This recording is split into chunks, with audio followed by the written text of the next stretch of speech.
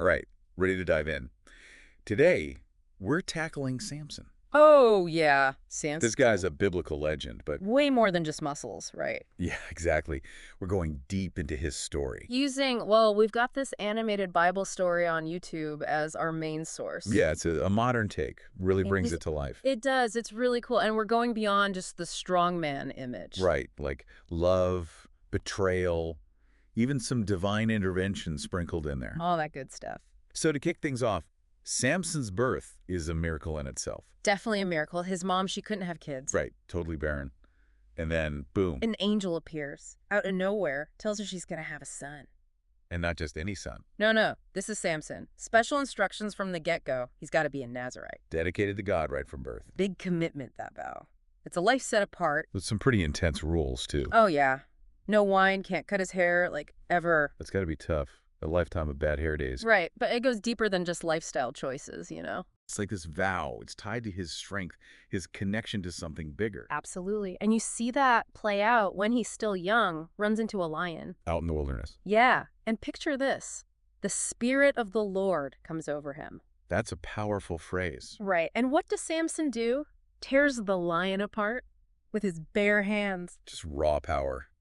This isn't just strength, you know? There's a divine force at work here. I've always found that phrase fascinating, Spirit of the Lord. Yeah. Like, it pops up all over the Bible. It does. It's always in these moments of, like, overwhelming power or divine inspiration. Right, like sudden empowerment, prophecy sometimes, or in Samson's case, the superhuman strength. And it's not just random violence with a lion. No, it's all connected. This encounter becomes the basis for his wedding riddle. Oh, yeah, the riddle. He gets married to a Philistine woman, right? A Philistine woman.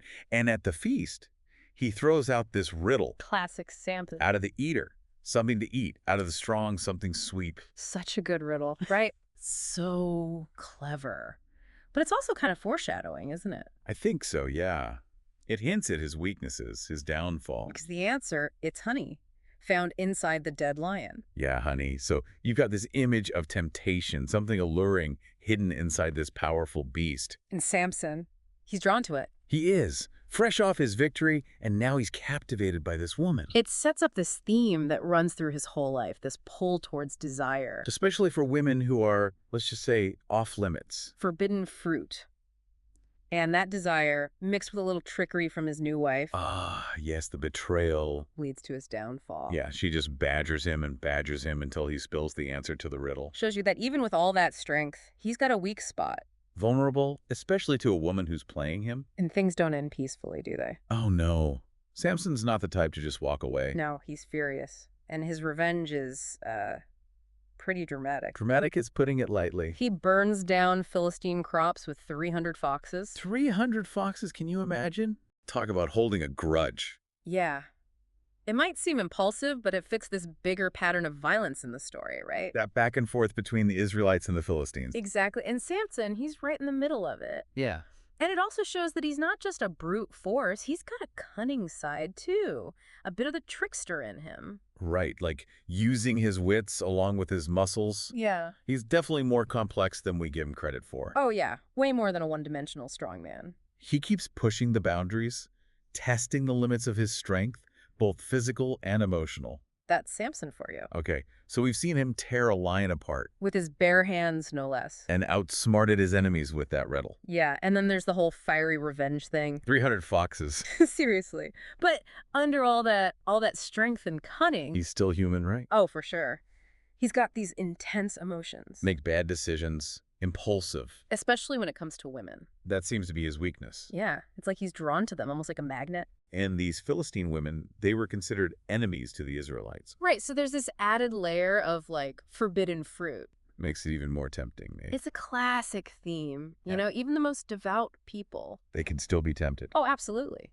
And Samson, he's a prime example. And those temptations, those bad choices, They lead to consequences. that's where Delilah comes in, right? Uh-huh.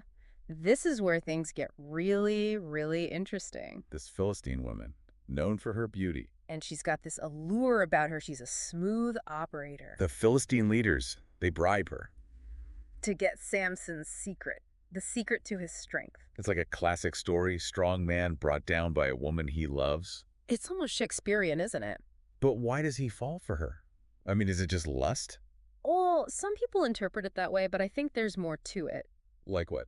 Think about his vow, the Nazarite vow. The one that gives him his strength. Exactly, but it also sets him apart, makes him different, maybe even isolated. Oh, I see. So maybe he's drawn to Delilah because he wants to connect with someone. And he wants to be understood, to share this burden, this secret he carries. It adds a whole new layer to him, doesn't it? Makes him more human, more relatable. Underneath the muscles and the bravado, he's still vulnerable. And let's not forget, Delilah is manipulative. She's not just playing him, she's got a plan. Oh yeah, it's calculated. She wears him down slowly, plays on his emotions. Until he finally cracks, tells her that his strength is in his hair.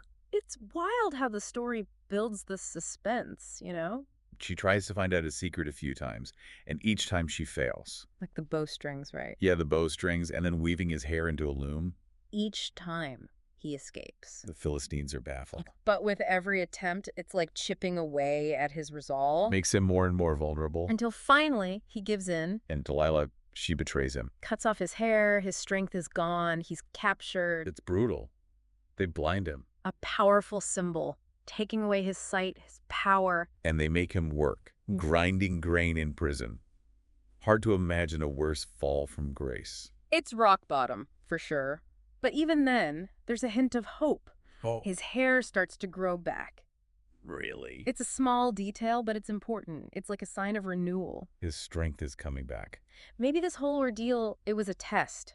To strip away his pride, his ego. To prepare him for something bigger. And that something bigger, it's revealed in the temple, right? The Philistine temple, yeah. They're having this big celebration. They think they've broken him, They bring him out to mock him, humiliate him. but they underestimate him. They have no idea what's coming. He's blind, he's bound. Stands between the pillars of the temple. And he prays one last time, Asks for strength. and then boom, He pushes those pillars down. bringing the whole temple down on top of everyone. Himself included. It's a powerful scene, a final act of defiance. A victory, but a costly one. Makes you think about what it means to be a hero, the price of revenge. The line between strength and vulnerability, it's all blurred. That complexity, that's what makes Samson's story so fascinating, so enduring. He's both a hero and a tragic figure. Full of contradictions, just like all of us. His story makes us question our own ideas about strength, about temptation. About the consequences of our choices. And on that note, let's turn to you, our listeners. Wow, what a journey, right? It really is. Samson's story, it's full of these incredible highs and lows. Divine strength. Yeah, but also those very human weaknesses. The riddle, the foxes. And then that dramatic ending in the temple. It's a story that's stuck with people for centuries. It has. It makes you think. It makes you question things. Faith, destiny, what it means to be human. It's all there. And now we want to hear from you, our listeners. What parts of Samson's story stood out to you? What resonated?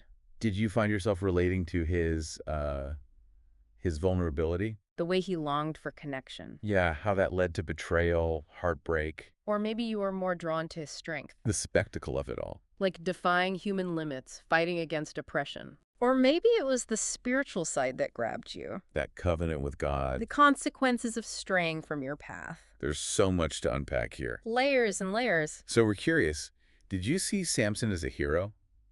Or more of a tragic figure. Maybe a bit of both. It's interesting, right, how our own views shape how we see these stories, What we focus on. what we find compelling, It tells us something about ourselves. our own values, our beliefs, For some, Samson's a cautionary tale, a reminder about temptation. letting your passions overrule your judgment, But for others, he's a symbol of redemption, finding strength even in those weak moments. turning mistakes into opportunities for growth. And then there's that whole question of faith and free will, our desires versus our spiritual goals. These ancient stories, they offer so many ways to connect with them. Find meaning that fits our own experiences. It's what keeps them relevant, even after all these years.